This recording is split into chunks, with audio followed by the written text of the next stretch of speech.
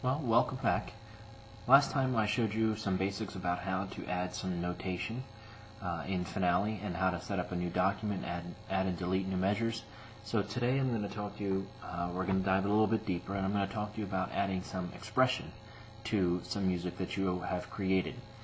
So what I've done is I've created the first 4 measures of the piano part of the Hanukkah song that we'll be doing for the holiday concert.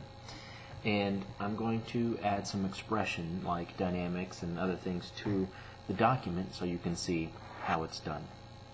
Okay? First thing you need is, obviously, the music is all set and ready to go. To add expression, you're going to click on the expression tool. The expression tool is the MF. If you hover over it, it says expression. Okay? When you have that tool, your cursor becomes a cross with an arrow. And when you hover over a note, you can see it adds a little quarter note in the top right corner of the cross. Okay? This indicates that you can add an expression to that given note. So let's say we want the beginning to start out soft. We're going to go to the first note, double click, and it comes up with a dialog box. Okay? In the dialog box you have a number of options. You have dynamics, tempo marks, tempo alterations, expressive text, technique text, rehearsal marks, and other miscellaneous things. Okay? We're going to go back to dynamics, and like I said, we want the beginning of this piece to be soft. So we're going to click on P for piano and click assign. It is going to assign that dynamic marking to where you double clicked. So it should add it right at the beginning where I double clicked. Now, if I were to go to the playback menu and play this, it should play the entire selection soft.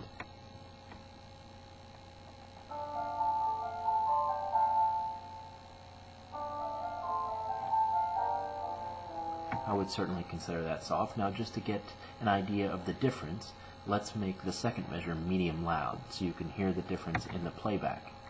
Okay, so same thing, double click on the note you want to add an expression, click on it, assign, and there it is. Now, when we get to the second measure, you should hear a difference in the volume in the playback.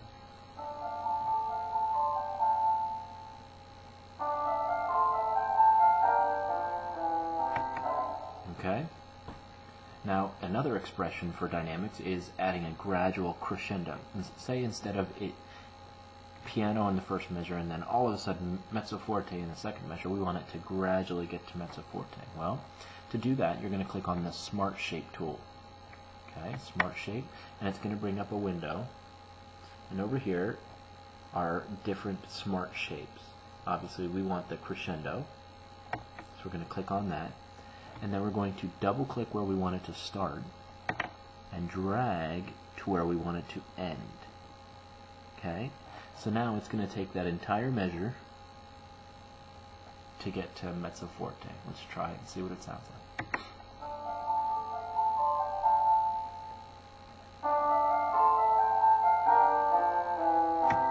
Now that was probably not a very good example simply because half the measure is a half note, so you can't hear it get louder like it's supposed to. So that was probably a bad example. Let's delete that one. And let's say we want it to get softer in the second measure and go back down to piano. So you should be able to do this quickly by now, but I'm going to just show you. And here we go. Immediately mezzo forte.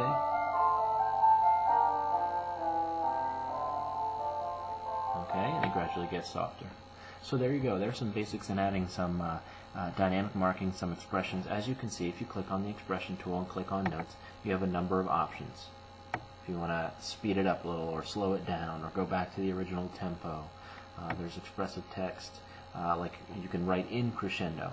The only thing with that is it's not physically going to do a crescendo for you in the playback. You have to use the Smart Shape for that. But there you go. There's some basics on using expression in Finale.